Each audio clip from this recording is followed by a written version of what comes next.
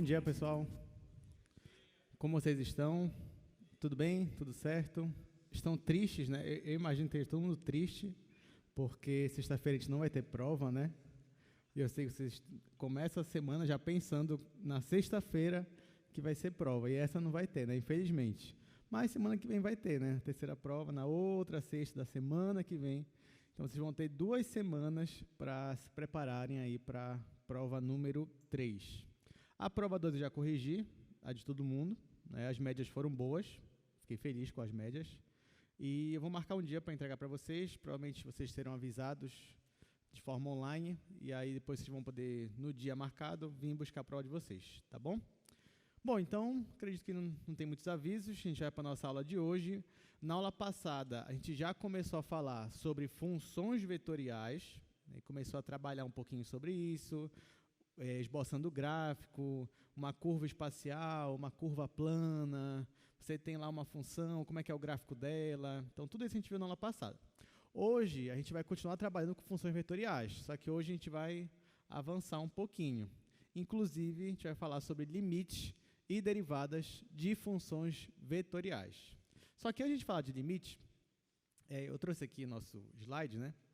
Então, nós estamos na nossa aula 7, né? E o assunto principal, obviamente, vai ser limite e derivada de funções vetoriais. Então, finalmente, a gente chegou em algo parecido com o cálculo 1, né? Que vocês estão acostumados. Mas antes, eu preciso só ver aqui com vocês, olha, eu dividi em 3 partes da nossa aula. Antes de a gente ver limite, a gente vai ver algumas operações como funções vetoriais. Essa primeira parte, gente, eu não vou entrar em muitos detalhes com ela. Por quê?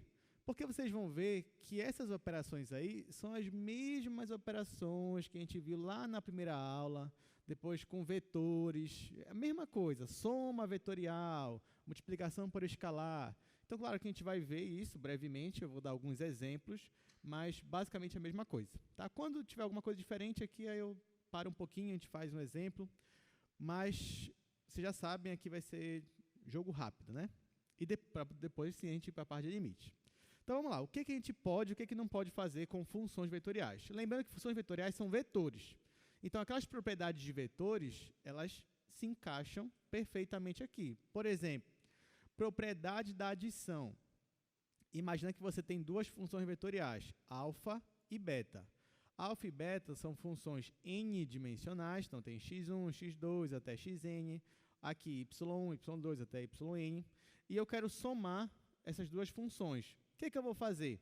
Na hora que você for somar alfa mais beta, você vai somar cada função coordenada. Então, você vai somar essa primeira daqui com a primeira daqui, a segunda com a segunda, até chegar na última. Então, mesmo que eu não estivesse falando isso aqui para vocês, se na prova caísse algo assim, muito provavelmente vocês fariam isso. Vocês somariam em cada coordenada, que é o que a gente vem fazendo. Um exemplo aqui, ó, bem simples. Se você tem aqui a função alfa, ela é t, seno de t e 3. Né? Então, está aqui uma função polinomial, né? Uma função potência, uma função trigonométrica e uma função constante. Aí já a minha função beta aqui, a minha função 2t, aqui uma função exponencial, e elevado a t, e aqui menos 2, função constante. Ok. Então, se eu quisesse somar alfa mais beta, então eu somaria t mais 2t na primeira, na segunda, seno de t mais e elevado a t, e na terceira, 3 mais menos 2, que me daria 3 menos 2. E ó, o que dá para somar, eu somo. T mais 2t, 3t. Seno mais e elevado a t não dá para somar, então deixo assim, como está. 3 menos 2, 1. E pronto, somei em cada coordenada. Então, a minha função aqui final ficou essa daqui, 3t, seno de t mais e elevado a t e 1. O que mais dá para fazer aqui com essas funções vetoriais? Multiplicação por escalar. Você tem uma função vetorial e você tem um escalar, você tem um número. Aí você multiplica a função pelo número. Então, você já imaginou também, multiplicar por um escalar é você multiplicar em cada coordenada. Então, por exemplo, se a sua função, aqui, ó, função t, função seno de t e 3, né, então alfa de t é t, seno de t e 3, então quem seria o 2α? O 2α seria você multiplicar por 2 cada coordenada. Então, na primeira ficaria 2 vezes t, que é 2t. Na segunda, 2 vezes seno, 2 seno. E na terceira, 2 vezes 3, que é 6. Então, também, mesma coisa que a gente já estava vendo até aqui. Terceira propriedade. Essa daqui talvez seja mais ou menos novidade. Multiplicação por uma função escalar. Gente, o que é uma função escalar? Quando você tem uma função que vai dos reais nos reais. O que vocês viram no cálculo 1. Lá no cálculo 1, vocês só viram funções reais. Né? Vocês não viram R2, R3, nada disso. Então, função escalar seria aquela função lá do cálculo 1, por exemplo. Aí, olha o que dá para fazer. Eu consigo multiplicar uma função escalar com uma função vetorial. Como é que eu faço isso? Eu multiplico a minha função escalar em cada coordenada da minha função vetorial. Por exemplo, se você tem aqui, alfa, a função alfa é seno de t na primeira coordenada, cosseno de t na segunda e t na terceira. E a sua função escalar aqui, f de t, é t mais 1.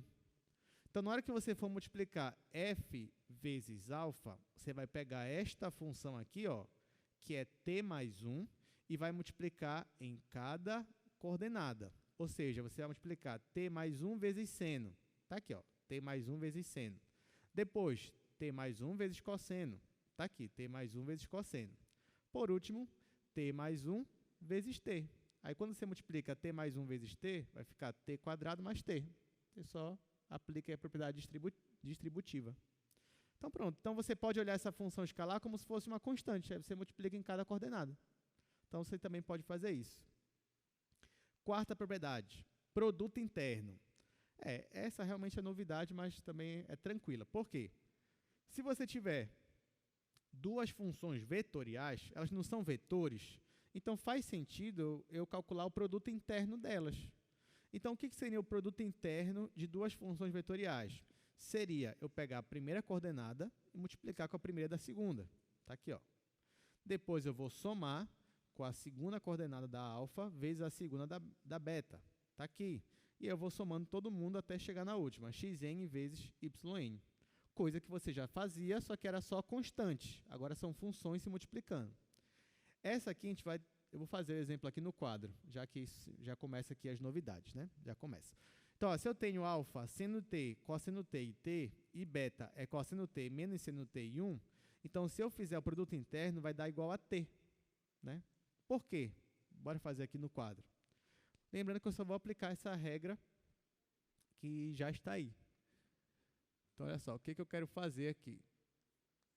Isso aqui é só um exemplo que a gente vai fazer, onde o meu vetor aqui, minha função vetorial, αt, é esta função que está aí mostrando para vocês, que é seno de t, cosseno de t, e t. Já a minha função beta é a minha função que também está aí, cosseno t, menos seno t na segunda coordenada, e por último, 1. Então, eu tenho essas duas funções vetoriais, e eu quero calcular o produto interno ou o produto escalar delas. Aí, o que eu vou fazer? Intuitivamente, você já pode aplicar aquilo que você já conhece como produto interno. Então, a partir daqui, eu tenho essas duas funções e eu quero calcular o produto interno delas duas. Bora ver o que vai acontecer aqui. Para eu calcular o produto interno, eu vou multiplicar a primeira coordenada de alfa com a primeira de beta. Então, se aqui é seno, aqui é cosseno, vai ficar seno vezes cosseno. Então, aqui vai ficar seno vezes cosseno. Mas, eu vou multiplicar aqui, agora a segunda, cosseno vezes menos seno. Então, vem aqui, cosseno vezes menos seno. Mais, agora, por último, t vezes 1. t vezes 1. E agora eu vou aplicar aqui essas multiplicações. Então, bem aqui, vai ficar do jeito que está, sendo cosseno, não precisa mudar nada. Então, aqui vai ficar seno, cosseno. Aqui, como eu tenho mais vezes menos, vai ficar menos. Então, vai ficar menos seno cosseno. E, por último, t vezes 1 é t. Então, aqui vai ficar mais t. Só que, bem aqui, eu tenho seno cosseno menos seno cosseno. Então, posso cancelar os dois. Quando eu cancelo esses dois aqui, sobra só o t. Então, no final, este produto interno aqui, ele deu t. Ah, professor, mas produto escalar não tinha que dar um escalar? Tudo bem, mas agora você está multiplicando, você está fazendo produto interno de duas funções vetoriais. O resultado não que seja um escalar, mas deu uma função escalar. Ou seja, deu uma função de real em real. Tá? Então, nesse caso aqui, ó, quando você multiplica os dois, você não vai obter uma função vetorial, você vai obter uma função escalar. E pode ser que a função escalar seja só uma constante mesmo. Mas o que eu quero que vocês entendam aqui é que a regra ela acaba sendo a mesma.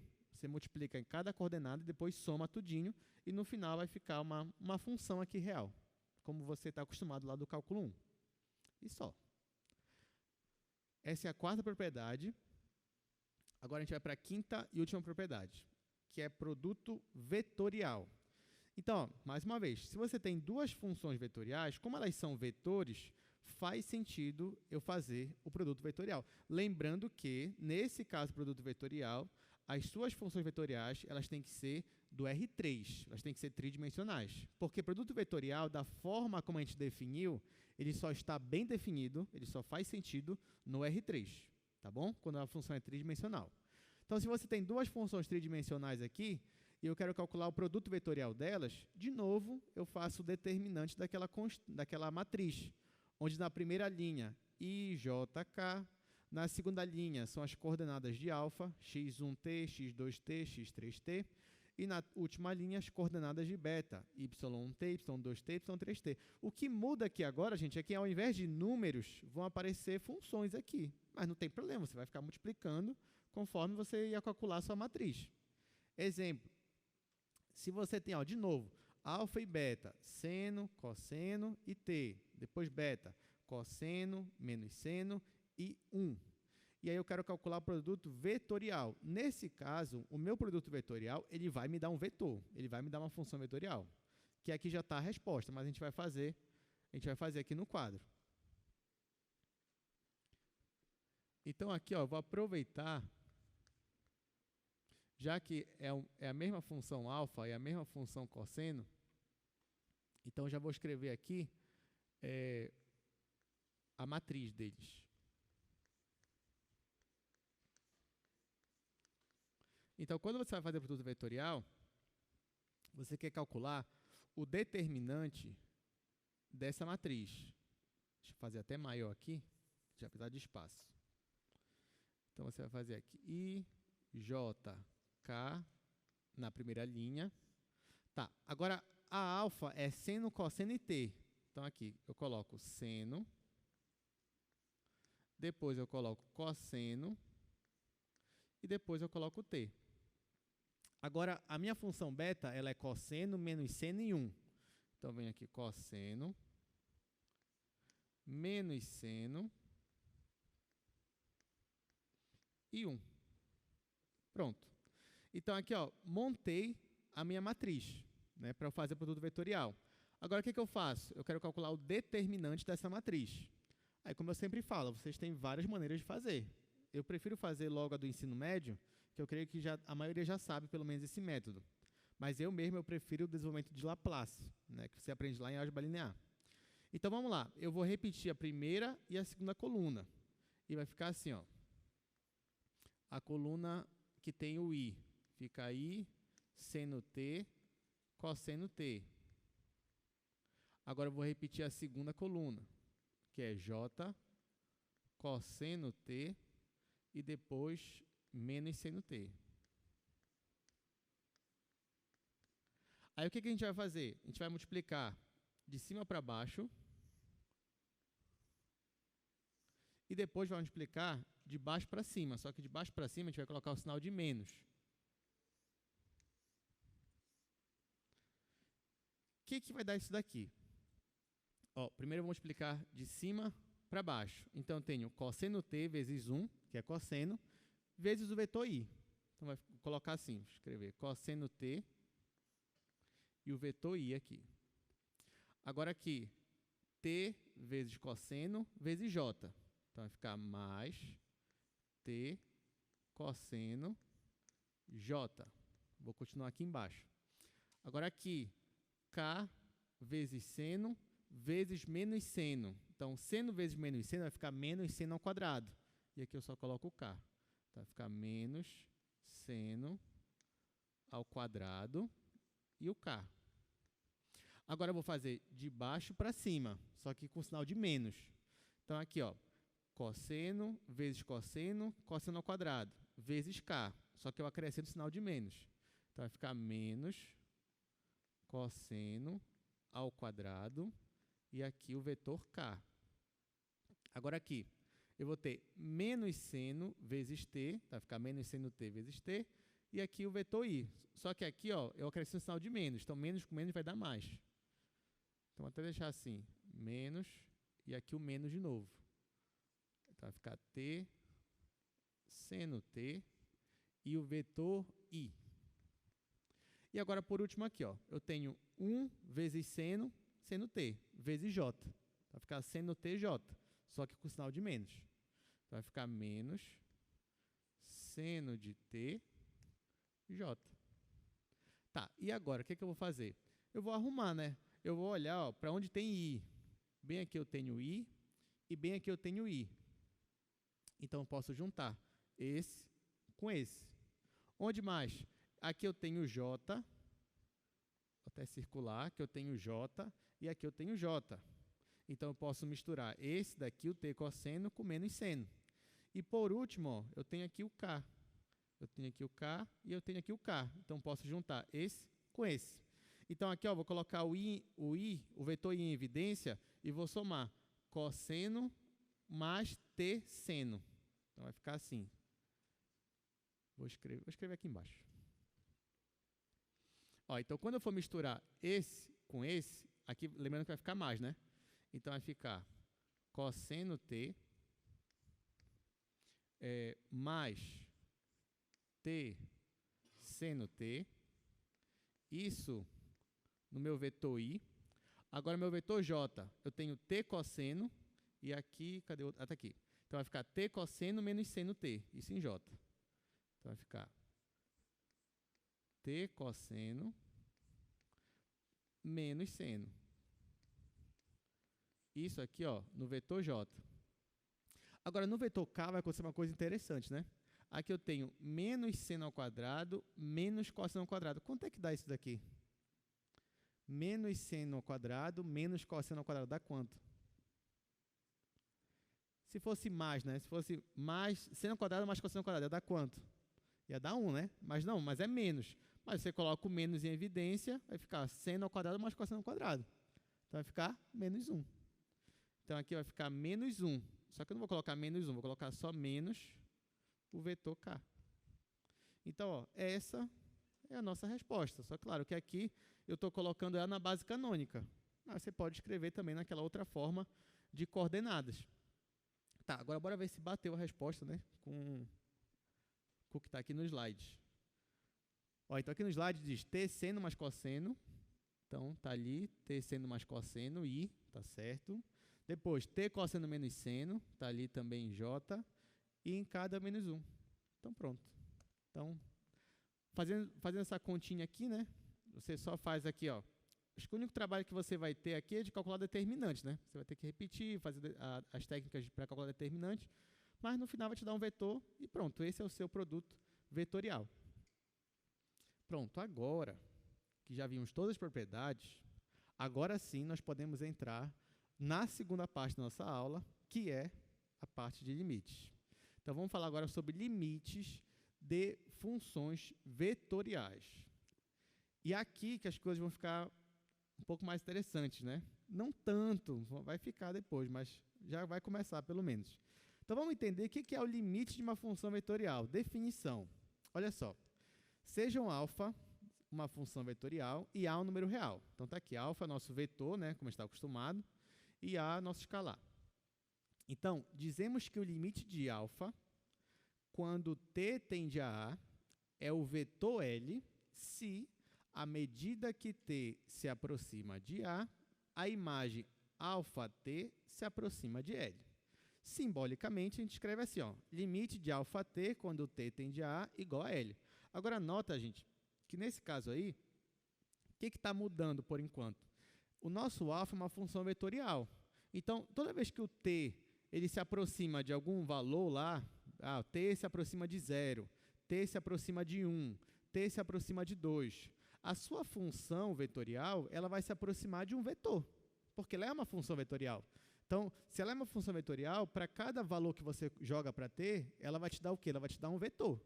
Então, nesse caso aqui, o nosso limite, para ele ficar bem definido, quando o t tende a um valor A aqui que eu estou colocando, então essa minha função vetorial ela vai se aproximar de um vetor. É isso que está acontecendo. Olha aqui, por exemplo, essa imagem aqui. Ó. Digamos que você tem aqui ó, esse vetor L e você tem esse vetor aqui, alfa t. E aí, quando o t se aproxima de um valor lá, 2, 3, não sei, digamos que esse vetor aqui, alfa t, ele fique cada vez mais parecido com o meu vetor L. Vou fazer aqui uma animação para animar aqui um pouco essa questão aqui. Vou trocar aqui para o GeoGebra, para a gente fazer junto uma animação, para a gente entender melhor o que está acontecendo aqui.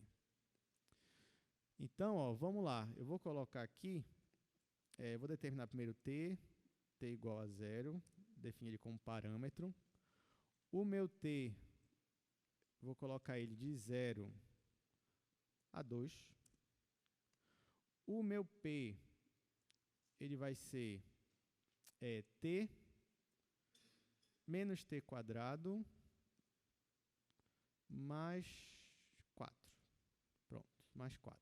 Aí eu vou definir o meu vetor aqui, ó, meu vetor que vai até o P. Pronto, esse aqui vai ser meu vetor U. Aí aqui eu vou tirar a letra U dele. E agora eu vou definir um outro ponto que eu vou chamar de ponto L, tá? Para ser o meu vetor L. Aí esse meu vetor L, eu vou colocar ele como sendo 1 e 3. E agora eu vou definir um vetor L. Aí eu vou tirar aqui o V.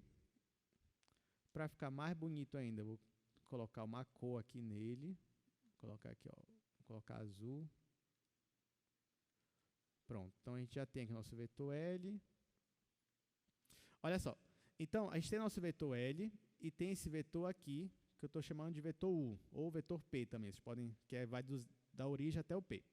E aí, ó, conforme tá vendo esse meu parâmetro T aqui, ó, ele está T igual a 0. Então, o seu vetor está bem aqui, ó.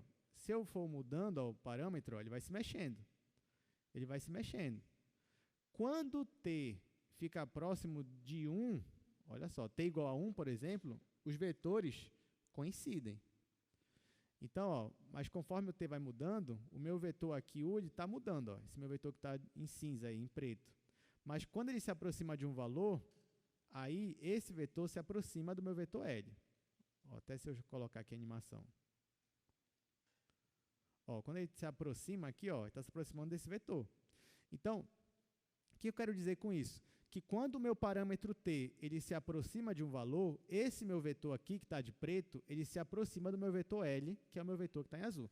Nesse caso, tudo bem, ele fica exatamente aqui, ele está tendendo para esse meu vetor L. Então, isso aqui é uma forma de você enxergar os limites, né, para funções vetoriais. Outra forma da gente enxergar, que é bem interessante também, é se você fizesse o vetor, que é a subtração desse meu vetor aqui, U, ou vetor P mesmo, com o meu vetor L. Então, por exemplo, se eu fizer aqui ó, esse vetor,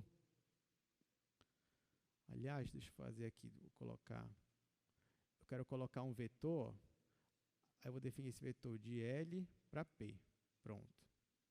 Esse aqui eu vou apagar. Aí eu vou colocar esse vetor aqui de outra cor, só para a gente enxergar melhor, colocar vermelho, pronto. E vou tirar aqui o rótulo, pronto. Então, olha só, esse vetor que está em vermelho é o vetor que é a subtração do meu vetor P com o meu vetor L, do meu vetor que está de preto e o meu vetor que está de azul. Então, ó, quanto mais afastado aqui é esse vetor do meu vetor azul, maior é o meu vetor vermelho, que é a subtração. Então, o que acontece quando este meu vetor aqui preto se aproxima do meu vetor azul? O que acontece com o meu vetor vermelho? O que acontece com ele? Olha só. O que está acontecendo aí com ele? Ó? O que está acontecendo? Ele está diminuindo de tamanho, né? Ó, a ponto de quando chegar aqui, t igual a 1 nesse caso, coincide, e olha o meu vetor aqui que estava de vermelho, acaba virando o vetor nulo. Ou seja, o que eu quero dizer com isso? Que quanto mais o meu vetor P se aproxima do meu vetor L, menor é o tamanho do meu vetor vermelho. Ou seja, menor é a norma do meu vetor vermelho. Só que quem é o meu vetor vermelho? O meu vetor vermelho é o vetor preto menos o vetor azul. Então, você pode enxergar de duas formas aqui esse limite. Então, na verdade, quando o t se aproxima de um valor aqui, o nosso vetor vermelho, a norma dele está tendendo a zero.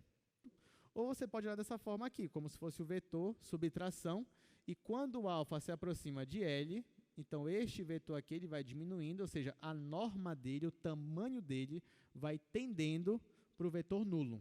Vai tendendo, a norma tende para zero, e ele vai tendendo para o vetor nulo. Então, ó, o vetor αt menos L indica o quão próximo, né, o vetor alfa se encontra de L. Logo, quanto menor o valor dessa norma aqui, que é daquele vetor vermelho, significa que mais esse nosso vetor alfa está se aproximando do meu vetor L. Deu para entender, gente? O que é o limite de funções vetoriais? Bem tranquilo? Tá, só que vocês não acham que está faltando alguma coisa aqui nessa definição? O que vocês acham? Vocês não estão sentindo falta de alguém, de alguns elementos aqui, naquela questão de limite, ou não? Está faltando nada aqui. Porque tem uma parte, quando a gente vai definir limite, que é a parte mais legal, de longe, assim, de limite. É a parte mais legal, que fica na nossa mente, assim. Até agora, eu não defini usando esses elementos aqui. Mas o que é que está faltando aqui? Muito bem. O que está faltando aqui são os épsilons e deltas. Então, não dá para a gente falar de limite sem falar deles, né? Então, ó, definição formal. Agora sim, essa é a definição legal. Seja alfa, né, vamos considerar que alfa é uma função vetorial e A um número real. Então, o que significa isso daqui, né? Ah, digamos que você está lá, você saiu da aula de hoje, você encontra seu colega, sua colega, aí ele pergunta lá para você, o que tu aprendeu hoje? Limite de função vetorial. O que é limite de uma função vetorial? É quando você tem uma seta se aproximando de outra seta. Não fica legal, né? Não dá. Aí, o que você vai falar? Você vai dizer isso aqui, ó. Esse limite aqui, ó, significa o seguinte, ele acontece, ele existe se para todo epsilon maior que zero, existir um delta maior que zero, tal que, quando esse módulo aqui de t menos a é menor que delta, isso implica que a norma de αt menos L é menor que epsilon. Agora sim, agora nós estamos falando de limite. Lembrando que, olha só, o t, ele tende para A, mas ele é o A. O t é igual a A? Não é. Não é. Por isso que eu coloquei aqui, ó, que esse módulo aqui tem que ser maior que zero. Ele não pode ser zero, porque o t não é igual a A. O que fica interessante, porque você consegue calcular limites quando o t tende a um valor que não necessariamente esse valor está no domínio da sua função. Então, a coisa, assim, a mágica do limite é justamente essa. É você calcular limite em pontos que não necessariamente estão no domínio da sua função. Agora, claro, tem algumas regrinhas, né? O ponto tem que ser um ponto de acumulação, só que isso é outras coisas de análise aí, de matemática assim, um pouco mais fina, né? Mas a gente não vai ver isso aqui. Mas, por enquanto, entenda que t se aproxima de um valor, esse valor não precisa estar no domínio da sua função. Basta ser um ponto de acumulação, que a gente chama, para fazer mais sentido, né? Pode até não ser, mas é outra história também. Enfim, a gente não vai entrar em tantos detalhes aqui, apesar de que seria bem interessante também. Então, olha só. Agora que a gente definiu assim, então, existe essa proposição aqui que é uma equivalência. Você dizer que o limite de αt, quando t tende a é igual a L, é a mesma coisa, ou seja, é equivalente se, somente se, o limite dessa norma aqui for igual a zero. Então, é o que a gente estava falando agora, né, quando eu mostrei no GeoGebra para vocês. Dizer que isso aqui está acontecendo, você pode dizer de duas formas. Ou você pode mostrar um vetor se aproximando do outro, que é o que está acontecendo aqui, ou você pode entender como sendo aquela norma, aquele vetor vermelhinho, que estava diminuindo de tamanho, que o comprimento dele estava diminuindo. O comprimento dele estava tendendo para zero.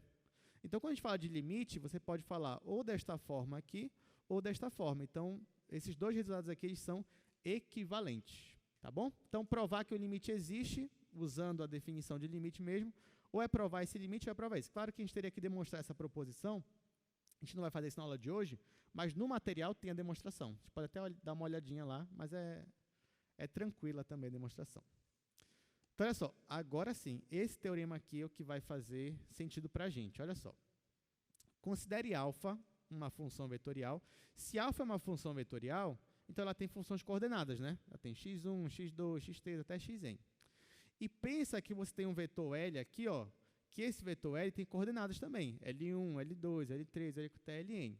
Então, dizer que o limite de alfa t, quando t tende a A é igual a L, é equivalente a dizer que o limite de cada função coordenada existe e é igual às componentes do seu vetor L. Por que esse teorema é um teorema chave aqui para a gente? Porque pode não parecer, mas o que ele está te dizendo aqui é que se você quer calcular o limite de uma função vetorial, basta você calcular o limite de cada coordenada dela. Então, você não vai ter um trabalho de calcular epsilon e delta, infelizmente, porque epsilon e delta ia ser bem legal. O que a gente vai fazer? A gente vai calcular o limite de cada função coordenada. É isso que a gente vai fazer. Tá? Bom, como esse teorema aqui é um teorema-chave para a gente, vou pelo menos comentar um pouco da demonstração dele. Né? Por que acontece? De onde vem isso daí? Porque você tem que se perguntar, né? Eu vou calcular o limite de uma função vetorial. Aí você vai perguntar, o seu colega, né? Vai perguntar assim, mas como é que calcula? Você vai falar assim, é só calcular o limite de cada coordenada. Aí ele vai te perguntar, mas por quê? Aí você vai falar, não sei. Sei que eu fiz assim, o professor disse que é assim, pronto. Não, tem esse teorema aí pra gente. Então, bora ver esse teorema aqui rapidinho. Claro que eu vou abreviar muita coisa aqui, eu vou pular algumas coisas da demonstração, mas a demonstração dele também tem no nosso material, desse teorema aí. Então, vamos lá. Quero comentar aqui um pouquinho desse teorema, que eu quero dizer que o limite, quando t tende a A, de alfa t é igual a L, se e somente se o limite desta norma aqui, que é alfa de t menos L,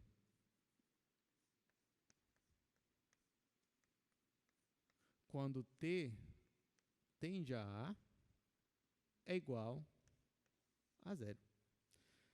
Então, está aqui. Esse é o nosso teorema. E eu quero demonstrar isso daqui. Né? Mas tem um detalhe, tá, gente?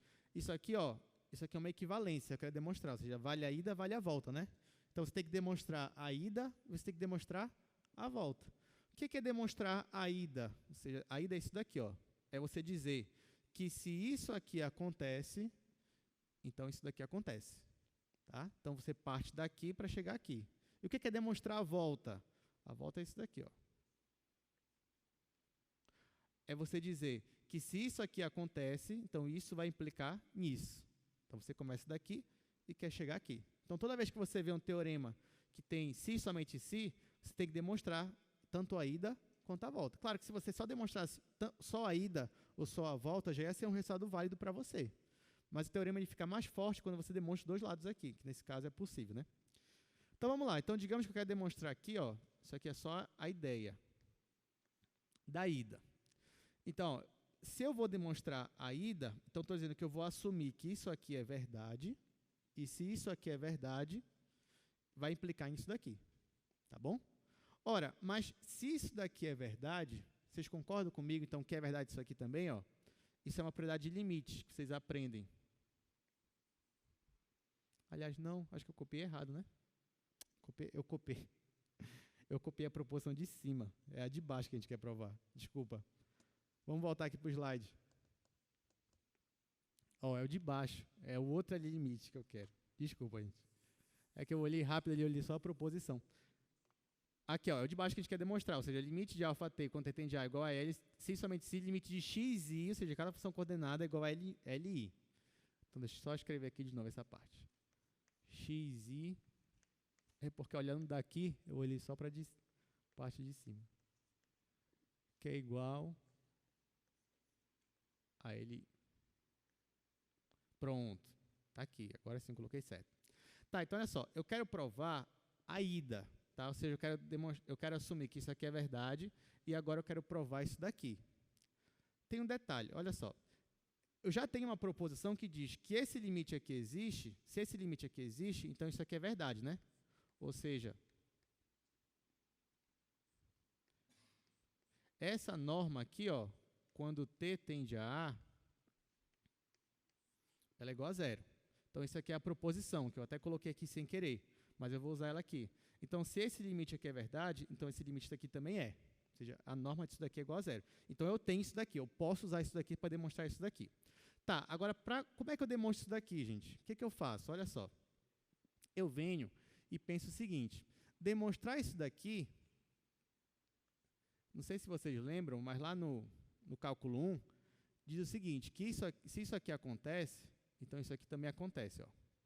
Então, o limite de xi de t menos li, quando t tende a A, é igual a zero.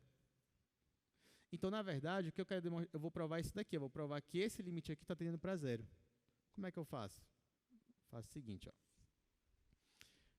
Vocês concordam comigo isso aqui, ó? Se eu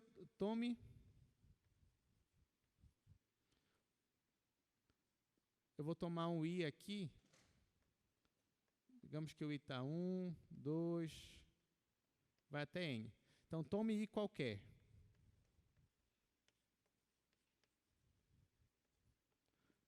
Logo,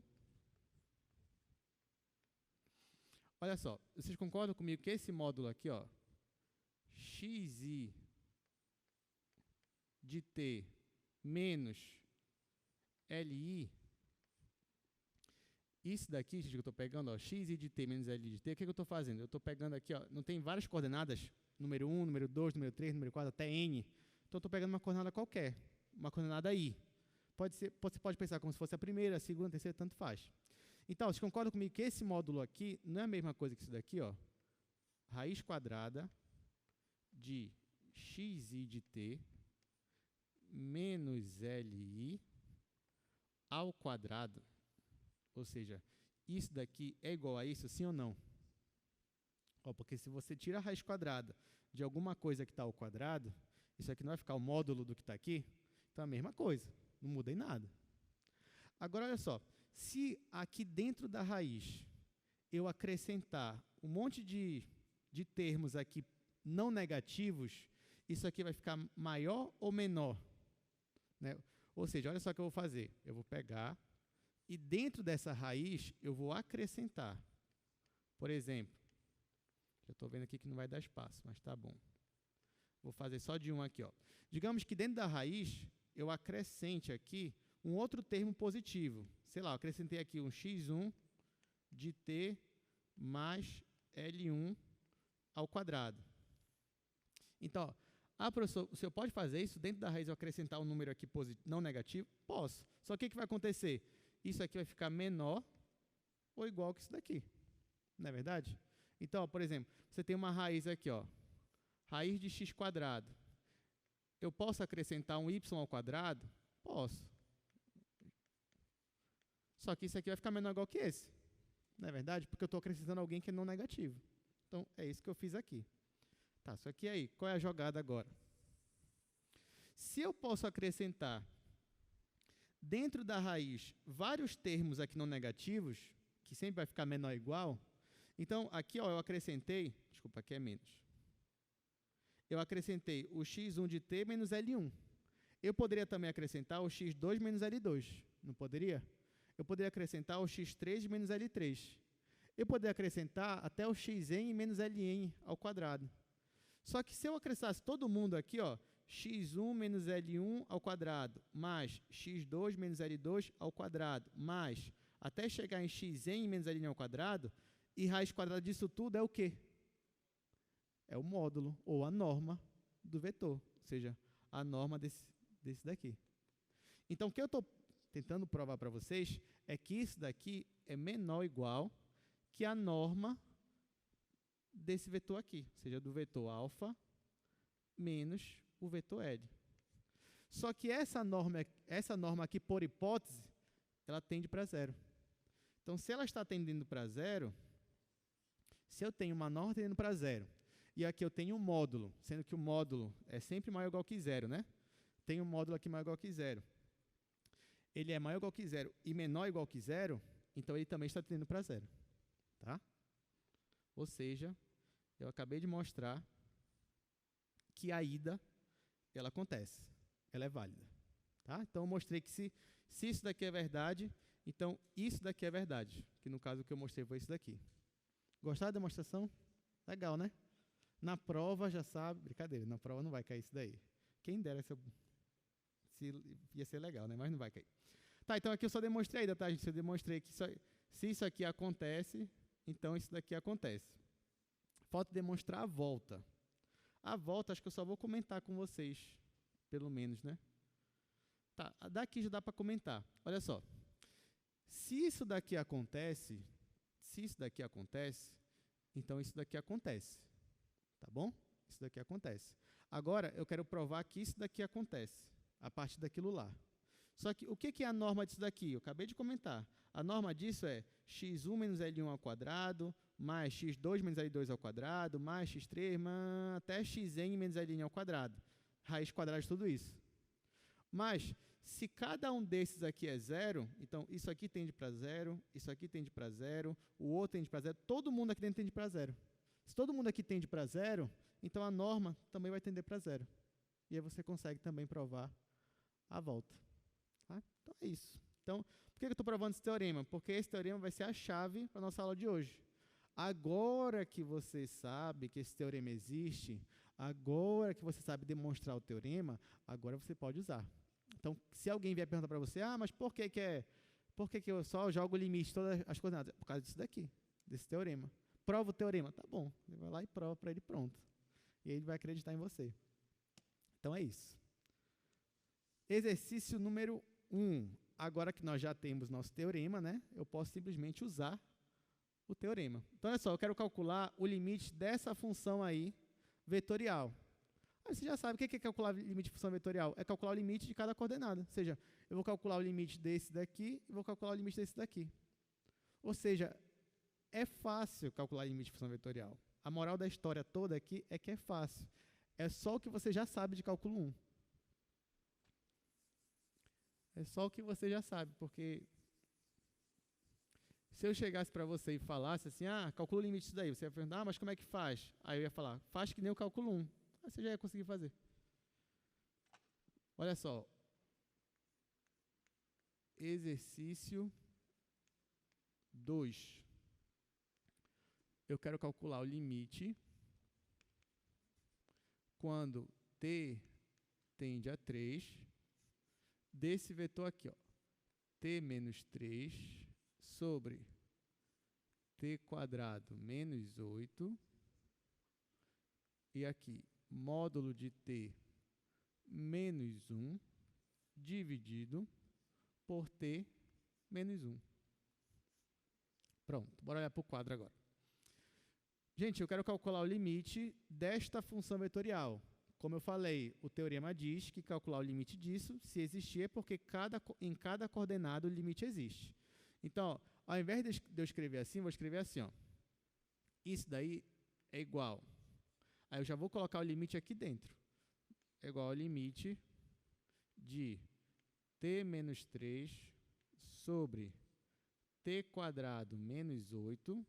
Isso quando t tende a 3. E aqui, limite de módulo de t menos 1 sobre t menos 1. Isso quando t tende a 3. Vocês lembram como é que calcula limite? Lembram, né? Não esqueceram nada, né? Do cálculo 1, nadinha. Tudo bem, então, aqui, ó. Primeira coisa. Essa função aqui, ó, t menos 3 sobre t quadrado menos 8, ela é contínua? Sim ou não? É, né? Você tem uma função racional, tem um polinômio em cima, um polinômio embaixo, é contínua. O 3 faz parte do domínio dela? Faz, né? Faz. Então, calcular esse limite é a mesma coisa que substituir o 3 pelo t. É isso que eu vou fazer. Não disse que era fácil? Professor, cadê o 0 sobre 0? Pois é, aqui não tem, ó, porque aqui é 3 ao quadrado menos 8, não vai dar 0 aqui embaixo. Então, aqui vai ficar 3 menos 3 sobre 3 ao quadrado menos 8. Aqui, é contínua essa função aqui? É, também, né?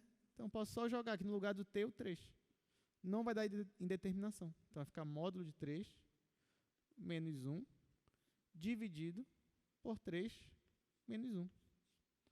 Então, aqui vai ficar 3 menos 3 é 0. Só que o denominador não é 0. É 9 menos 8, é 1. Então, vai ficar 0 sobre 1, tudo bem. Isso aqui vai ser 0. Agora aqui, módulo de 3 é 3. Menos 1 é 2. Aí aqui, 3 menos 1 é 2. 2 sobre 2, 1. Então, aqui deu 0 na primeira coordenada. E na segunda, eu vou colocar aqui 2 sobre 2. Só que você já sabe que isso é 1. Ou seja, quando esta função vetorial aqui, ó, quando eu te dou essa função vetorial, quando o t está tendendo a 3, o parâmetro tende a 3, então essa função vetorial está tendendo a esse vetor aqui, ao vetor 0, 1. Esse que está acontecendo. Gostaram de limite, função vetorial? Ou esperavam mais? Esperava mais, né? Não, mas vai chegar essa parte aí do mais. Só que depois ainda não vai ser. Mas por enquanto é isso. Então, vamos fazer mais um exercício aqui. Exercício 2. Olha só. Calcule esse limite agora. Você tem um limite, isso aí é um vetor, né? Porque apesar de estar na base canônica, I, J e K, mas, ainda assim, isso aí é um vetor. Então, calcular o limite disso é calcular o limite de cada coordenada. Então, vamos lá. Aqui, gente, eu aproveito até para revisar com vocês algumas coisas de cálculo 1, né? Apesar de que eu sei que vocês lembram tudinho. E aí, vocês não vão ter problema, né? Então, vamos lá, exercício 2.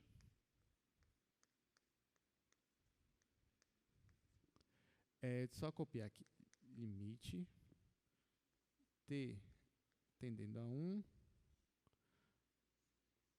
Aqui, t quadrado menos 1 sobre t menos 1, isso em I, mais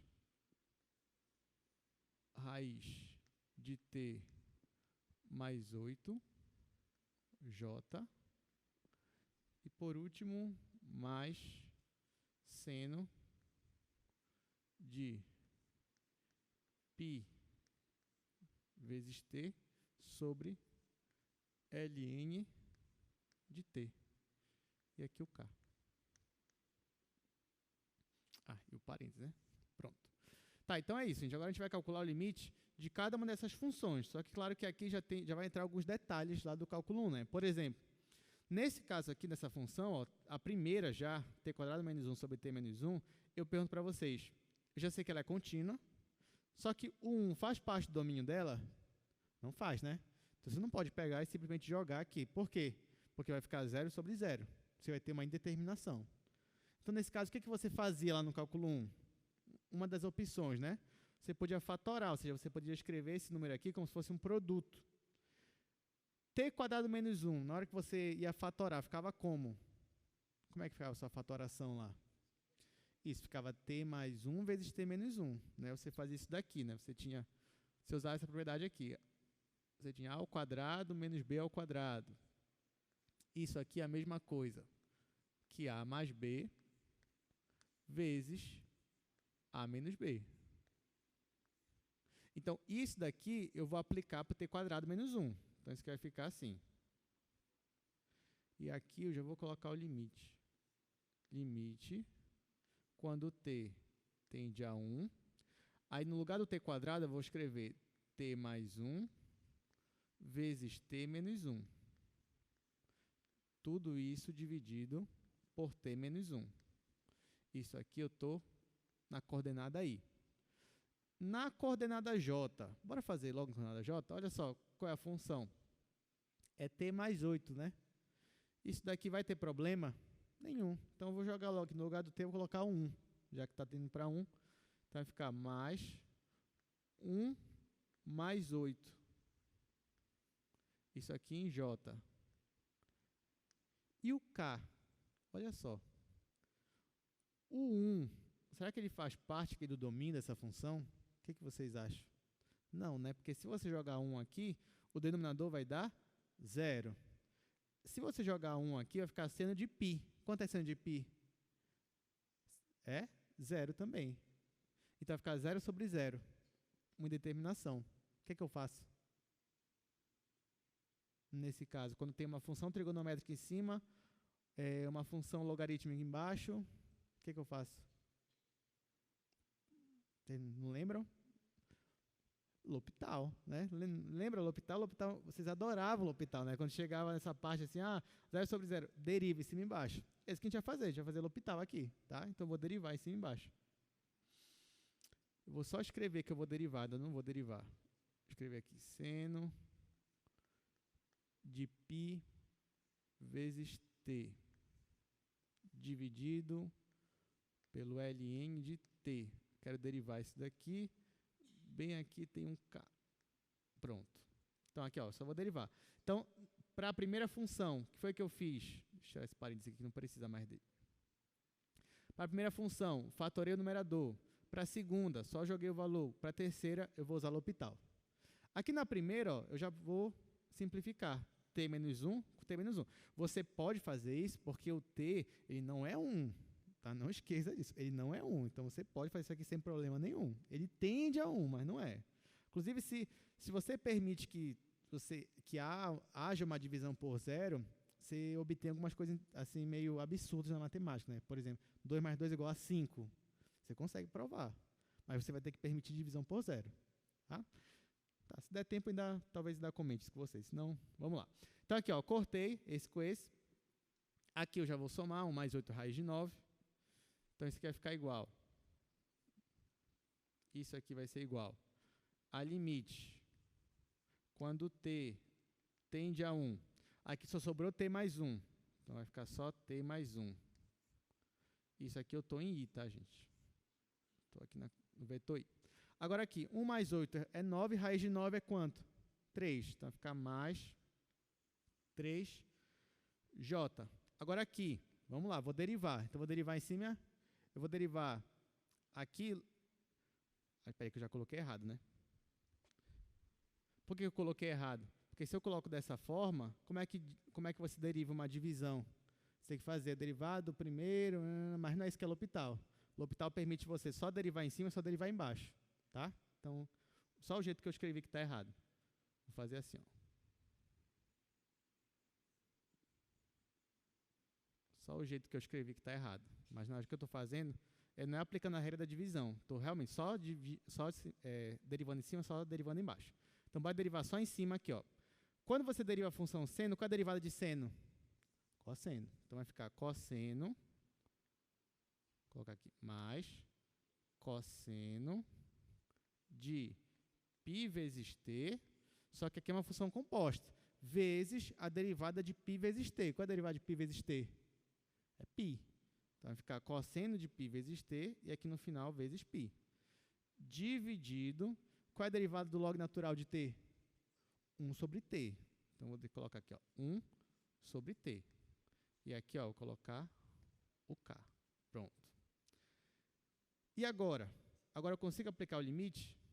Eu só esqueci de colocar o limite, né? Eu não vou apagar, gente. É porque eu esqueci de colocar o limite aqui no terceiro. Ó. Tinha que ter um limitezinho bem aqui e tinha que ter um limite bem aqui. Tá, rapidinho. Vou apagar bem aqui. Então, isso aqui eu já vou colocar como mais raiz de 9, mais tem um limite bem aqui. Limite quando t tende a 1. Aqui era para ter um limite também. Aí você vai ter que apagar. Mais limite quando t tende a 1. Aí aqui de novo, cosseno de π vezes t vezes π sobre 1 sobre t. E aqui k. Pronto. Agora que eu derivei, vai dar problema, agora que eu apliquei a regra de L'Hopital aqui? O que vocês acham? Olha só. Quando t tende a 1, isso aqui vai dar 0? Aqui em cima vai dar 0? Não, né? Porque quanto é o cosseno de π? O cosseno de π é 0? Não. É menos 1, tá? Porque é π, está do outro lado. Então, aqui vai ficar menos 1 vezes π e aqui vai ficar 1. Então, já vou aplicar o limite logo direto. Então, no final, quanto vai dar isso daqui? Vamos lá. Esse primeiro aqui, ó, t mais 1, quando t tende a 1, 1 mais 1, 2. Então, vai ficar 2i. Agora, mais 3j. E aqui, como eu falei, quando t tende a 1, aqui eu vou ficar cosseno de π. Cosseno de π é menos 1. Menos 1 vezes π, menos π. E aqui embaixo vai dar 1. Então, no final, vai ficar menos π e aqui o vetor k. Então, pronto. Ou seja, quando t tende a 1, esta função vetorial está tendendo a esse vetor aqui. Nesse caso, você pode fazer tanto na base canônica, que a gente fez aqui, como pode colocar em coordenadas, né? Isso aqui em coordenadas ficaria na primeira 2, na segunda 3, na terceira menos π. Então, está aqui. Então, perceba que agora que vocês sabem disso, né?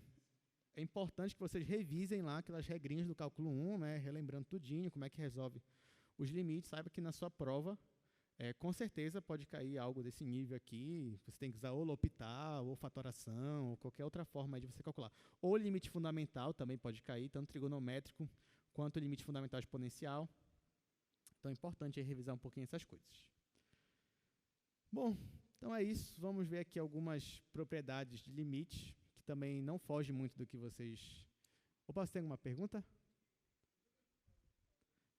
Você pode ir lá no microfone, por favor, que essa pergunta é boa. Pode ir, por favor. É que essa pergunta ela é tão boa, ela tem que ser mostrada assim.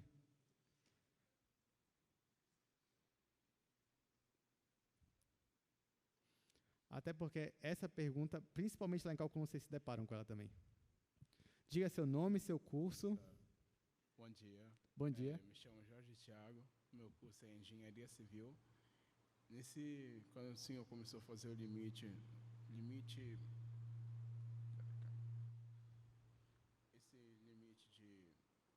t quadrado menos 1 sobre t menos 1, aí eu já poderia ter aplicado o L'Hopital, né? Muito bem. Esse é o Jorge, né, que você falou? Tá, Jorge Engenharia Civil. Tá, o Jorge perguntou se, bem aqui, ó, nesse primeiro, eu já poderia ter usado o L'Hopital, né? Vamos ver. Quando você joga 1 aqui, vai ficar 1 ao quadrado menos 1, que é 0, e aqui 1 menos 1 é 0, então vai ficar 0 sobre 0. Então, você tem uma determinação do tipo 0 sobre 0. Toda vez que você tem uma determinação desse tipo, 0 sobre 0, ou infinito sobre infinito, sim, você já poderia usar L'Hopital aqui direto. Então, é verdade, aqui você poderia usar já direto o L'Hopital. Você só não pode usar o L'Hopital quando, por exemplo, sei lá, em cima deu um valor 3, embaixo está dando 0, só embaixo, em cima não, por exemplo. Aí não, aí você já não pode usar. Aí você tem que ver se vai dar mais infinito, se é um limite no infinito, mas nesse caso aqui você pode. Então, sempre que for ou 0 sobre 0, ou infinito sobre infinito, a indeterminação, então sim, você pode aplicar a regra de L'Hopital. Se não for, aí cuidado, você não pode fazer isso, porque eu sei que quando a gente aprende L'Hopital, a gente quer logo sair usando ela em tudo quanto é tipo, mas não. Mas de qualquer forma, aqui eu não fiz também, até para relembrar essa fatoração aqui, que também é interessante para vocês. Por isso que a gente ensina assim primeiro, depois que a gente parte para L'Hopital. Pois é, mas por isso que eu digo, a sua pergunta foi muito boa. Quando usar L'Hopital? Isso é uma pergunta que todo aluno aí tem que se perguntar, desde o cálculo 1, e não pode mais esquecer, principalmente quando chega aqui no cálculo 2. Tá bom? Então, palmas aí para o Jorge, pela pergunta, pela participação. Valeu, Jorge. Tá, então agora, gente, a gente vai ver algumas propriedades de limite, que também não foge do que vocês já viram. Então, olha só. Propriedades aqui. Primeira propriedade, limite da soma. Então, se você está aqui, ó, calculando o limite de duas funções vetoriais, elas estão sendo somadas, então a mesma coisa que você calcular o limite de uma mais o limite da outra. 2. Limite do múltiplo escalar. Então, você quer calcular o limite aqui de uma constante vezes uma função vetorial. Isso aqui é a mesma coisa que você tirar a constante do limite e depois multiplicar com o limite da sua função vetorial. Terceira propriedade, limite do produto interno. Você quer calcular o limite aqui, ó, de produto interno. Isso é a mesma coisa que você calcular o limite de alfa e calcular o limite de beta separadamente e depois fazer o produto interno. Então, você pode fazer isso se você quiser. Quarta propriedade, produto vetorial. Você quer calcular o limite desse vetor aqui que vai sair do produto vetorial. Mas se você quiser, você pode calcular logo só o limite de alfa, depois só o limite de beta e depois fazer produto vetorial. Você pode fazer isso também. Agora, vamos falar sobre continuidade, que é outra definição importantíssima, mas que também não foge muito lá do cálculo 1. Então, quando é que a gente vai dizer que uma função vetorial ela é contínua em um ponto aqui? Gente, lembrando, olha só, quando eu falo de continuidade, eu estou falando de um ponto que faz parte do domínio da função, tá? Não existe isso, esse ponto aqui não está no domínio, será que a função é contínua nele? Não existe. Só faz sentido você perguntar se uma função é contínua em um determinado ponto, se o ponto estiver no domínio. Diferente lá do limite. Quando você ia calcular limite, você podia calcular limite tendendo a um ponto que não está no domínio. Tudo bem. Mas se eu estou falando de continuidade, eu estou falando de pontos que estão no domínio da minha função. Então está aqui, dizemos que alfa é contínua em um determinado ponto. Esse ponto ele tem que ser parte do domínio da função se o limite de alfa t quando t tende a for igual ao alfa de a. Por isso que é importante que o meu a ele esteja no domínio, porque se ele não tiver, como é que eu vou calcular o alfa de a? Ele nem está bem definido, nem está definido se ele estiver fora do domínio. Então, por isso que isso aqui tem que acontecer. É claro que se uma função ela é contínua em todos os pontos do seu domínio, eu falo simplesmente que ela é contínua. E acabou. Você não precisa falar em qual ponto. Não. Se eu falo é só contínua, é porque é em todo ponto. Vamos lá. Proposição. A função alfa é contínua em um ponto, se e somente se todas as funções componentes são contínuas naquele ponto. Então, a mesma coisa. Como é que você vai dizer se uma função vetorial é contínua? Se cada função componente dela é contínua. Aí você já pode afirmar isso. Exemplo. Olha só, essa função aqui, αt, ela tem 4 dimensões, né? Tem primeira coordenada, segunda, terceira e quarta. Então, aqui, você tem cosseno t, e elevado a t, 1 sobre t, raiz de t. Ela é contínua. Mas por que ela é contínua? Porque cada função dessa aqui é contínua. O cosseno de t é contínua? É. E elevado a t é contínuo? É. 1 sobre t é contínuo? É. Professor, mas e o zero? O zero faz parte do domínio? Não. Então, todo ponto que faz parte do domínio ela é contínua. Né? Então, sim, ela é contínua. Tá? Lembrando que só para os pontos que fazem parte do domínio. Raiz de t é contínua? É. Professor, mas se for um número negativo? Mas não faz parte do domínio. Então, não faz sentido eu perguntar. Então, todas as funções aqui, nos seus respectivos domínios, existe continuidade. Então, elas são contínuas, então toda função vetorial aqui é contínua. Qual é o domínio dessa função vetorial aqui? Aula passada, vamos lá, qual é o domínio dessa função vetorial? Aqui seriam todos os reais, aqui seriam todos os reais, aqui seriam reais menos zero, e aqui seriam reais não negativos, né? T maior ou igual que zero. Então, fazendo interseção desse com esse, eu tenho só os reais positivos. Então, o domínio delas são só t maior que zero, reais positivos. Muito bem, então olha só, considere alfa t igual a t quadrado mais 3, ln de t, e elevado a t mais t. Aí aqui ele já especificou o domínio para mim, tá? Então não precisa nem me perguntar isso, ele já diz t maior que zero, esse é o nosso domínio dessa função. Aí ele fala assim, verifique se alfa é uma função contínua. Aqui eu não vou nem para o quadro nessa, a gente vai ficar aqui mesmo, porque olha só, eu vou olhar, ela vai ser contínua se cada coordenada for uma função contínua. A primeira coordenada é a função t quadrado mais 3. Ela é uma função polinomial. Função polinomial é contínua? Sim ou não? É. Então, a primeira já é. Bora para a segunda agora. Log natural de t, função logarítmica, ela é contínua? Sim ou não? Sim, também. Por último, e elevado a t mais t. Isso aqui é a soma de uma função exponencial com uma função também, você pode olhar como polinômio, monômio. Isso aqui é contínuo? É também. Se você soma duas funções contínuas, também é uma função contínua, né? Do lado do cálculo 1. Então, a primeira é contínua, a segunda é contínua, a terceira é contínua. Então, eu posso afirmar, sim, que essa minha função alfa, ela é uma função contínua, porque todas as coordenadas dela são funções contínuas. Tá aqui, esse exemplo aqui é mais interessante. Olha só. Seja C a curva obtida pela interseção das superfícies S1 e S2. Verifique se C é uma curva contínua. Essa é legal, vamos fazer essa daí. Exercício número 2. Até para relembrar um pouquinho do que tive na aula passada, né? Vou usar aqui.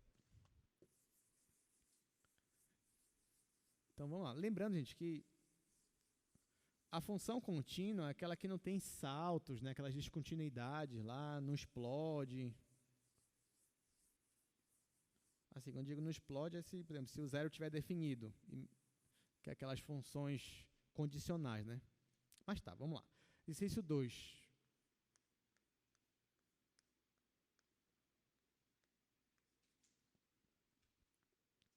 Então, olha só, ele me dá uma curva, eu vou anotar aqui as superfícies da curva, tá? Superfície número 1. Superfície número 1 é x ao quadrado mais y ao quadrado igual a 4. Superfície número 2 é z igual a x, y. Então, vamos lá. Ele me dá aqui, o que a questão fala? Ela me dá duas superfícies, a superfície número 1 e a superfície número 2. A gente aprendeu na aula passada que se você tem duas superfícies, a interseção delas vai te dar uma curva, nesse caso uma curva espacial. Aí o que ele está perguntando aí é se essa curva, que ele está chamando de curva C, ela é contínua. Aí você vai me dizer, mas professor, como é que eu vou saber se a função é contínua ou não? Olha, você tem dois jeitos. O primeiro é desenhar essas superfícies, olhar para a interseção delas, para a curva que elas fazem, e ver se a curva é bonitinha lá, se ela não tem nenhum salto, nada assim, algo que realmente você olha e veja uma descontinuidade, como você está acostumado já. Essa é a primeira opção. A segunda opção é eu tentar transformar a interseção desses dois aqui em uma função vetorial. Isso se chama parametrização. Eu te dou uma curva e eu quero que você me dê a parametrização, ou seja, que você descreva essa curva a partir de um parâmetro t, como a gente está acostumado. Mas como é que eu faço isso? Como é que eu consigo descrever? Porque a gente está acostumado a fazer o contrário, né? Eu te dou uma função vetorial e dessa função vetorial você pega duas superfícies. Agora eu quero o caminho inverso. Eu te dou as superfícies e peço para você me dar a função vetorial. E aí, como é que você vai fazer? Claro que tem várias formas de você fazer isso. Uma forma é o seguinte, ó, gente. A primeira, vamos olhar aqui para essa superfície. Por exemplo, a primeira é x ao quadrado mais y ao quadrado igual a 4. Tá? Isso daqui já lembra você o quê? Uma circunferência no plano xy, né? Mas e no espaço? No espaço é o quê? Também, só não é esfera porque não tem aqui o z quadrado. Ó, no plano xy, isso aqui é uma circunferência, ok. Mas quando você vai para o espaço e o z está livre, então essa circunferência ela vai caminhar pelo eixo z, livremente. Isso vai te dar o quê? Um cilindro. Isso vai te dar um cilindro. Aí, então, eu vou ter que dar valores, eu vou ter que chamar x e y a partir de um parâmetro t, de modo que depois eu consiga achar uma relação de z também com eles. Por exemplo, a gente está acostumado, quando tem a função do cilindro, ou a função da esfera, alguma coisa assim, que o nosso parâmetro lá, aquela nossa função vetorial, tenha senos e cossenos. É isso que a gente está acostumado. Então, para parametrizar essa curva aqui, ó, eu vou chamar o x. Eu vou chamar o x de cosseno de t, e eu vou chamar o y de seno de t.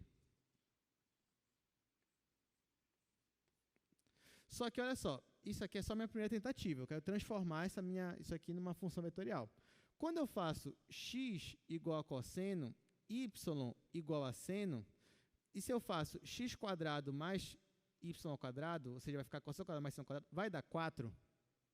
Sim ou não? Vai dar quanto? Vai dar 1. Tá, mas eu não posso usar esse mesmo caminho, mas fazer alguma coisa aqui para que dê 4 na hora que eu for fazer? O que vocês acham? O que eu posso acrescentar aqui, por exemplo, no x, para que na hora que eu for fazer ao quadrado, mais ao quadrado desse, fique igual a 4? O que vocês acham? O que eu posso fazer? Posso acrescentar uma constante aqui na frente do cosseno? Qual constante vocês sugerem para mim? Constante 4? Vamos ver. Ó, então, vou colocar agora x igual a 4 cosseno e y igual a 4 seno. Tá bom? Só que agora, quando eu fizer x ao quadrado, vai ficar 4 ao quadrado cosseno ao quadrado. E aqui é a mesma coisa. Quando eu fizer 4 ao quadrado, vai ficar 16. Não é o que eu quero. Então, qual é? É 2. Muito bem. Então, aqui, ó, vem aqui. Aí isso foi a primeira tentativa, não tem problema. Você quer parametrizar, você pode ir tentando parametrizar. Então, ó, segunda tentativa, terceira, na verdade, né? Vou colocar agora x igual a 2 cosseno. Vou colocar y é igual a 2 seno. Gente, qual é o meu objetivo? É colocar valores para x e y de modo que eles satisfaçam a primeira superfície. Eu vou pensar primeiro na primeira, depois eu penso na outra. Tem que primeiro, pelo menos satisfazer uma, depois você pensa no resto, tá? Então, aqui, ó, agora que eu coloquei assim, 2 cosseno para x e para y 2 seno, será que quando eu fizer x ao quadrado, somar com y ao quadrado, vai dar igual a 4? Bora ver. Se eu faço aqui, ó, se o x é igual a 2 cosseno, então o meu x quadrado vai ser igual a isso daqui ao quadrado, né? Ou seja, 2 cosseno ao quadrado. Só que elevar isso aqui ao quadrado é levar esse ao quadrado e esse ao quadrado. Então, isso aqui vai ficar 2 ao quadrado é 4. E aqui, ó, cosseno ao quadrado, cosseno vai ficar cosseno ao quadrado. Agora, aqui, para o seno, a mesma coisa. Y ao quadrado é igual a 2 seno aqui ao quadrado. Aí, esse ao quadrado vai ficar 4. Esse ao quadrado vai ficar seno ao quadrado. E agora, se eu vou somar aqui esses dois, ó, quando eu somo esse mais esse, eu coloco 4 em evidência. E aqui vai ficar cosseno mais seno. Só que quanto é cosseno ao quadrado mais seno ao quadrado? Isso aqui é 1, né? Então vai ficar igual a 4. Então, sucesso, consegui. Então, x igual a 2 cosseno e y igual a 2 seno satisfaz essa minha primeira superfície aqui. Satisfaz. Ah, professor, eu poderia colocar seno aqui, cosseno aqui? Poderia, ia dar no mesmo. Seria uma outra parametrização, não tem uma única parametrização, tá? Nesse caso, poderia ser outra. Então, agora que eu já sei que x é igual a 2 cosseno e y é igual a 2 seno, falta satisfazer a segunda equação. Mas está fácil. Sabe por que está fácil? Porque na segunda superfície aqui, ó, eu já tenho z igual a x e y. Mas quem é x que eu estou chamando? 2 cosseno. Quem é y? 2 seno. Então, se eu colocar aqui no lugar do x o 2 cosseno, no lugar do y 2 seno, vou ficar com isso aqui, ó. Z igual 2 vezes 2, 4. Aí, cosseno vezes seno, cosseno, seno. Note que isso daqui satisfaz também a segunda superfície, né? Porque se você colocar isso daqui do lado esquerdo, do lado direito, você multiplicar esse com esse, vai dar igual. Então, essa minha parametrização aqui, da forma como eu fiz, ou seja, essa função aqui, do jeito que eu coloquei, ela satisfaz as duas superfícies. Então, ela é uma parametrização para a curva que é a interseção dessas duas superfícies. Então, pronto, consegui parametrizar. Para que eu queria fazer isso mesmo?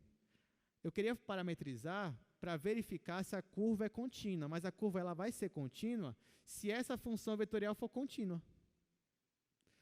A função vetorial é contínua se cada coordenada é contínua.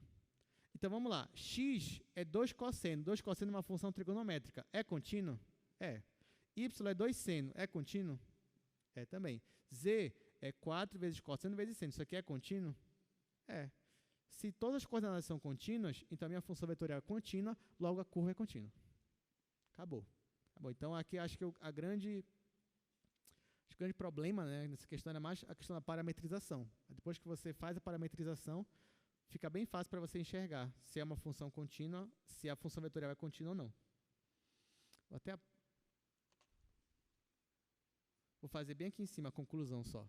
Então, olha só, isso daqui, essas duas superfícies, a partir delas, eu obtive essa função vetorial aqui, ó, alφt, onde em x é 2 cosseno, em y é 2 seno, e em z é 4 cosseno seno. Aí, nesse caso, como cada coordenada é uma função contínua, então, essa função vetorial aqui, ó, alfa é contínua.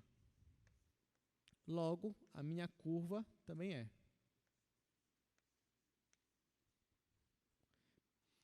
Alguma dúvida? Tranquilo, né? Tá, vamos ver isso aqui, ó, no GeoGebra.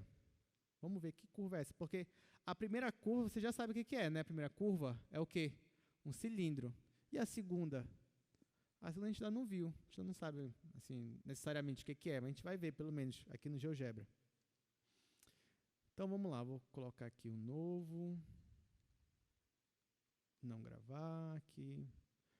Claro que aqui eu vou precisar olhar para o meu espaço. Então, está aqui a folha espacial.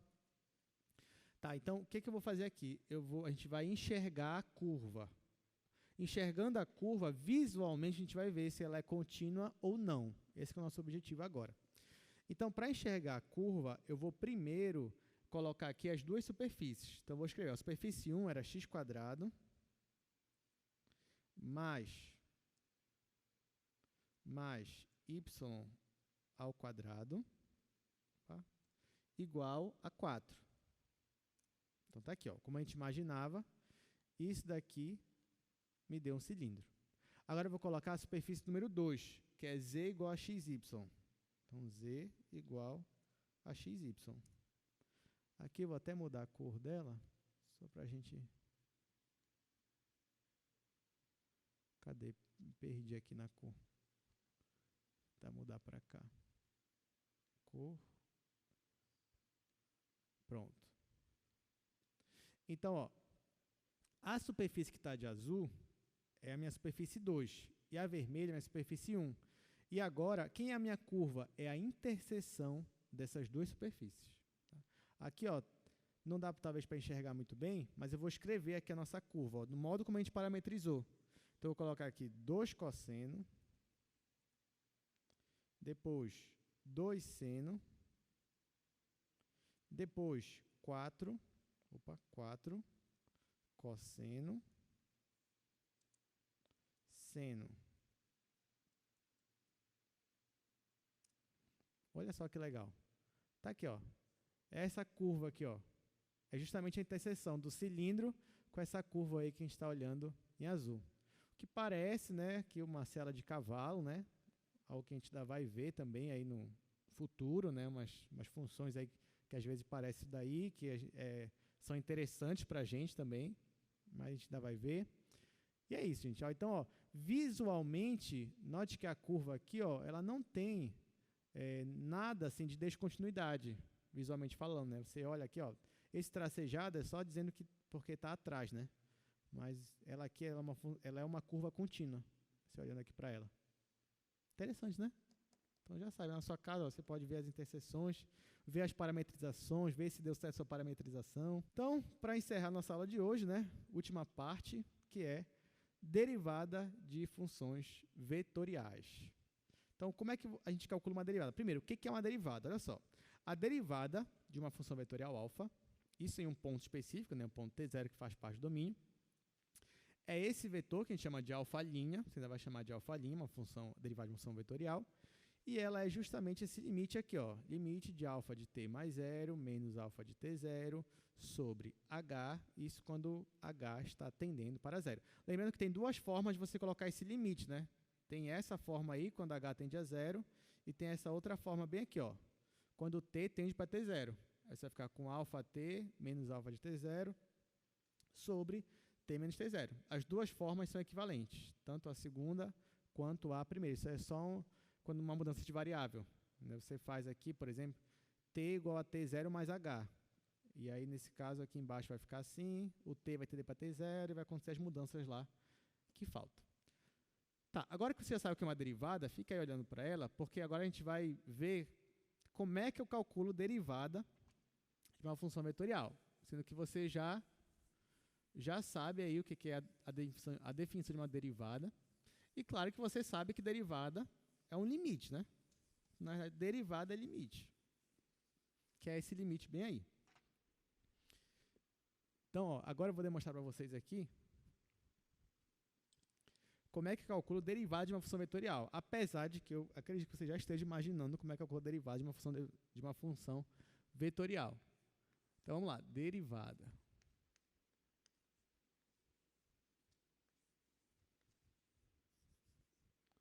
Olha só, primeiro eu vou fazer algumas continhas aqui. Então, por exemplo, eu vou considerar alfa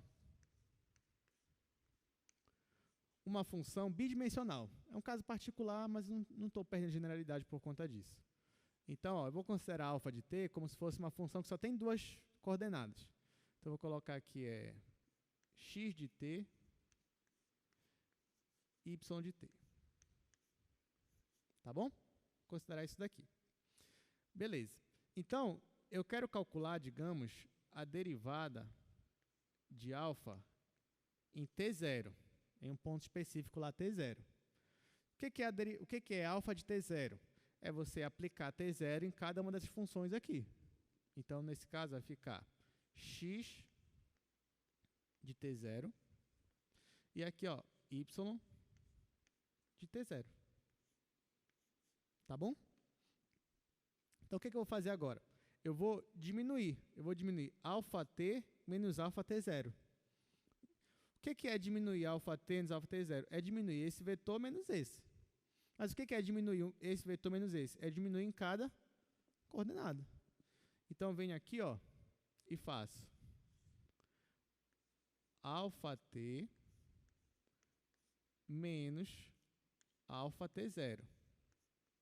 Isso é diminuir os vetores, cada vetor em cada coordenada. Então, na primeira coordenada vai ficar xt menos xt0. Na segunda, eu vou ter y de t menos y de t0. Todo mundo concorda? Agora, eu vou pegar isso daqui e dividir por um escalar. Posso fazer isso? Posso, né? É um escalar. Então, eu vou pegar aqui, ó, o alfa de t menos alfa de t0, que eu já sei que é esse vetor bem aqui, só que eu vou agora dividir esse vetor aqui por um escalar. Qual escalar eu vou usar? Vou usar esse daqui, ó, t menos t0. Vou fazer isso. O que é pegar um vetor e dividir por um número? É você dividir em cada coordenada por esse número aqui. Então, vai ficar assim, cada coordenada. Na primeira, eu vou ter xt menos xt0 dividido por t menos t0. E na segunda, vai ficar y de t menos yt0 dividido por t menos t0. Acho que vocês já perceberam onde eu quero chegar, né? Isso aqui é um vetor. E agora? A minha definição de derivada que eu dei para vocês, bora voltar para o slide rapidinho, só para eu mostrar para vocês. Ó, definição de derivada. Não é esse limite aí, ó, limite de alfa t menos alfa t0 sobre t menos t0, quando t tende a t0. Bora voltar para cá. Agora para o quadro. Ó, eu já tenho aquele quociente lá, só falta passar o limite. E eu já sei que esse quociente aqui, no caso de uma função bidimensional, equivale a isso daqui. Então, agora eu vou passar o limite nesse meu quociente aqui, quociente de Newton. Vou passar o limite aqui desse lado. Como é que vai ficar? Vou passar aqui para o quadro 2 agora. Eu vou passar o limite nessa minha fração quando t tende a t0. E ó, a gente vai ver o que vai acontecer. Quando eu passar o limite de t tendendo a t0 de alfa de t menos alfa de t0 dividido por t menos t0. Só que a gente aprendeu hoje, olha só. Calcular o limite de um vetor, de uma função vetorial, é você calcular o limite em cada coordenada. Não é isso? Então, ó, o limite ele vai entrar aqui. Eu vou colocar ele aqui e aqui. Então, esse limite aqui é equivalente a isso daqui. Na primeira coordenada, limite de xt menos xt0 dividido por t menos t0. Isso quando t tende a t zero. E na segunda coordenada, a mesma coisa. Limite de t, limite quando t tende a t zero, de y de t menos y de t zero, dividido por t menos t zero. Só que, olhando agora só para cá, gente, ó, só para o x. O que é? Limite de xt menos xt zero sobre t menos t zero quando t tende a zero. Isso aqui não é derivada de x? Isso aqui é derivada de x. Então, isso aqui é igual a x' de t zero. Aqui é a mesma coisa. Olhando só para cá, aqui especificamente, isso daqui também é a derivada de y no ponto t zero. Então, isso aqui, ó, derivada de y no ponto t zero. E a gente acabou de definir que esse limite aqui é a derivada de alfa. É a derivada, ou seja, alfa' de t zero.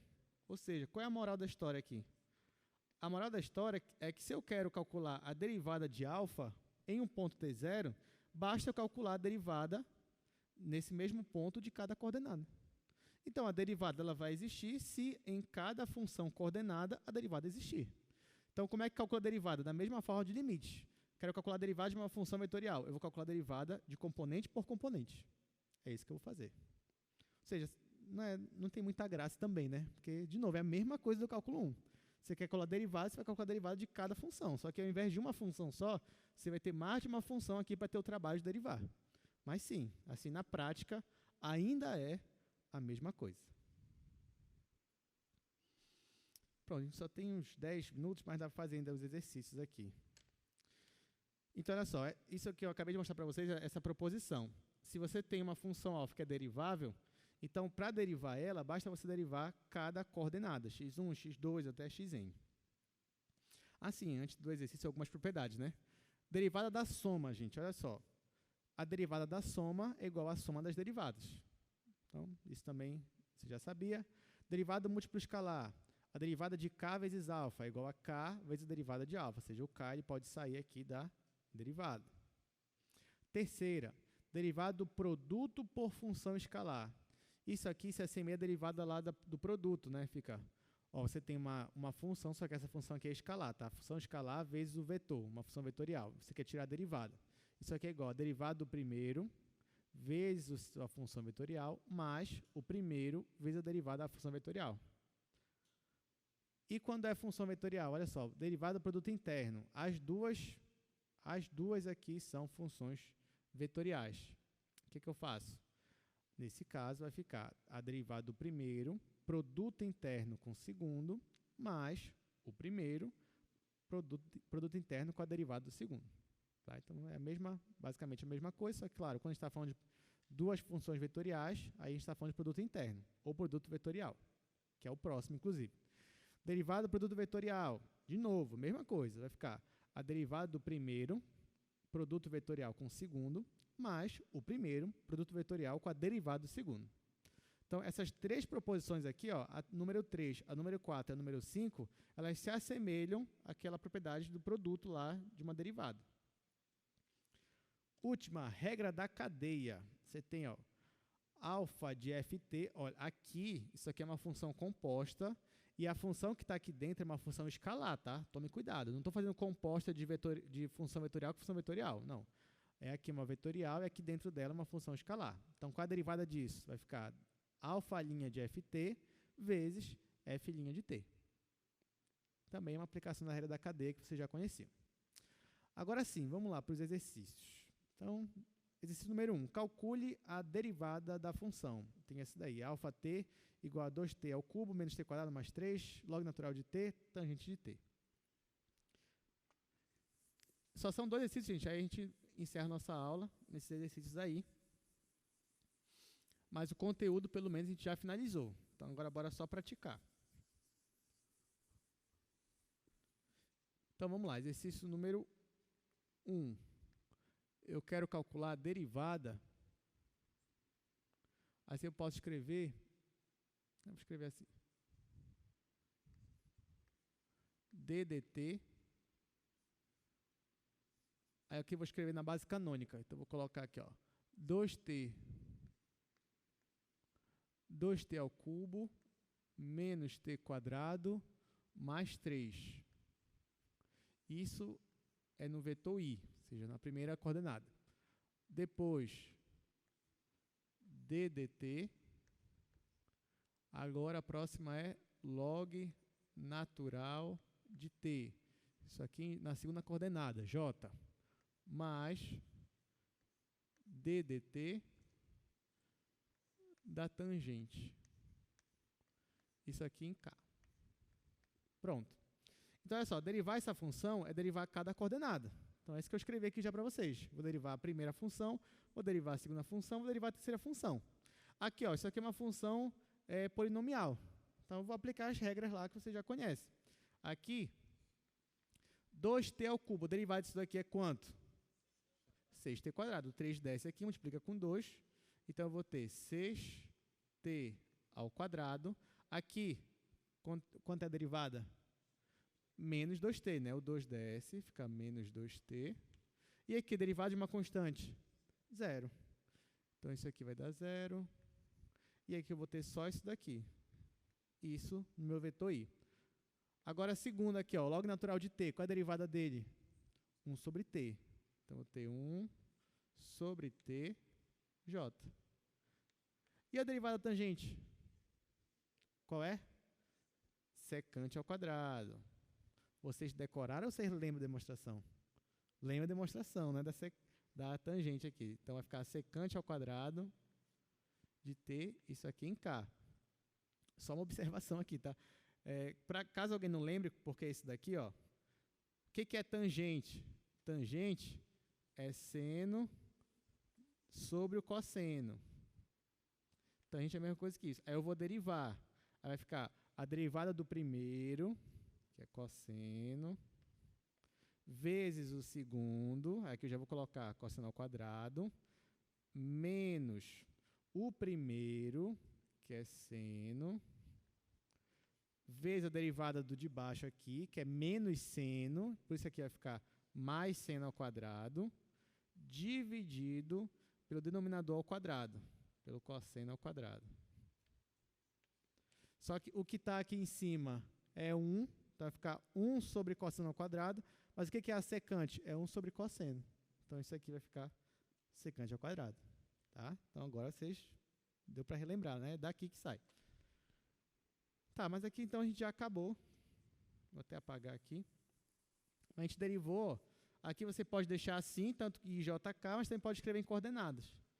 Então, ó, na primeira, ia ficar 6t quadrado menos 2t. Na segunda coordenada, 1 sobre t. E na terceira, secante ao quadrado de t. Pronto. Pronto, último exercício agora. Exercício número 2. O exercício número 2 é muito interessante, porque é uma aplicação física, né? Olha, o vetor posição de uma partícula, ele é dado em metros por essa função aqui, ó. Você tem um vetor posição, estou chamando aqui de vetor S, e para cada valor de t, t é o nosso tempo, né? T você pode pensar que é o tempo igual a 0, tempo igual a 1, 2 segundos, 3, 4, 5. Então, para cada valor no tempo, a sua partícula assume uma posição diferente, um vetor posição diferente. Aí o que eu quero aqui é que você calcule o vetor velocidade dessa partícula. Essa daí é tranquila se você lembrar dos conceitos físicos, né? Porque o que é velocidade, fisicamente falando, né? Lá na dinâmica? A velocidade, ela é a derivada, ou seja, ela é a variação da posição pelo tempo, né? Ou seja, a derivada do vetor posição em função do tempo, né? Então, eu venho aqui, ó, se eu sei, deixa eu colocar aqui, exercício 2. S de t igual a 1t quadrado. Essa daqui, ela é bem fácil, só que você tem que lembrar. Qual é o conceito? O conceito é esse daqui, ó, que velocidade é igual à derivada da posição pelo tempo. Então, se você quer obter o vetor velocidade, você vai derivar o vetor posição. E se você quisesse obter o vetor aceleração, você ia derivar quem? a velocidade. Então, isso daqui ó, são coisas que vocês não podem esquecer. Isso aqui pode até ser cobrado em prova também. Ó, então, o vetor velocidade é a derivada da posição pelo tempo. E o vetor aceleração é a derivada do vetor velocidade. Esse diz aqui, ele quebra. Vamos lá. Aí, ó, a velocidade derivada da posição pelo tempo e a aceleração derivada da velocidade pelo tempo. Agora eu só vou aplicar esses conceitos. Então, ó, se tem uma posição aqui, ó, 1t e t quadrado, quem vai ser a minha velocidade? A minha velocidade vai ser igual. Vamos lá. Aí aqui eu posso colocar assim, ó. Eu vou derivar 1 em relação ao tempo. Depois, eu vou derivar a minha função t. E depois, eu vou derivar a minha função t quadrado. Qual é a derivada de 1? 0. Qual é a derivada de t em relação a t? 1. E qual é a derivada de t quadrado? 2t. Então, ó, o vetor velocidade é esse daqui. É o vetor 0, 1 e 2. Ou seja, em relação ao eixo x, por exemplo, a sua partícula não está se movimentando em relação a x. Em relação ao vetor y, ela está se movimentando, mas de uma forma constante. E em relação a z, não. Em relação a z, ela está se movimentando e isso está crescendo cada vez mais. Agora, a aceleração. A aceleração, eu teria que derivar esse vetor aqui, né? Só que na hora que eu fosse derivar, ó, aqui ia dar 0, já no primeiro. Derivada de 1 é 0. E a derivada de 2t, 2. Ou seja, o seu vetor aceleração, ele é esse vetor aqui, ó, 2k. Então, é como se a sua partícula só está sendo acelerada na direção do eixo z. Só para cima, digamos, que ela está sendo acelerada. Lá em y, ela mantém uma velocidade, mas ela é constante. E em x, ela está paradinha com relação ao eixo x. Então, ela está se movimentando e acelerando de baixo para cima. Deu para entender? Deu para relembrar aqui essas partes? Então, pronto, gente. Com isso, a gente encerra a nossa aula. Só mostrar aqui para vocês, ó, já ficarem curiosos. O que vai ter na próxima aula? Nós vamos falar sobre vetor tangente e vetor normal. Nós vamos falar sobre integral de funções vetoriais, que faltou, né? Só falou de limite derivado. E por hoje a gente vai falar de comprimento de arco. Aliás, seria bom até que vocês revisarem um pouquinho, é aquela questão de integrais trigonométricas, substituição trigonométrica. É muito interessante, a gente vai usar em cálculo 2 também. Então, desde já, é bom que vocês façam essa revisão. Então, é isso, obrigado. Até segunda, né? Sexta-feira. Então é isso, até segunda-feira. Até mais.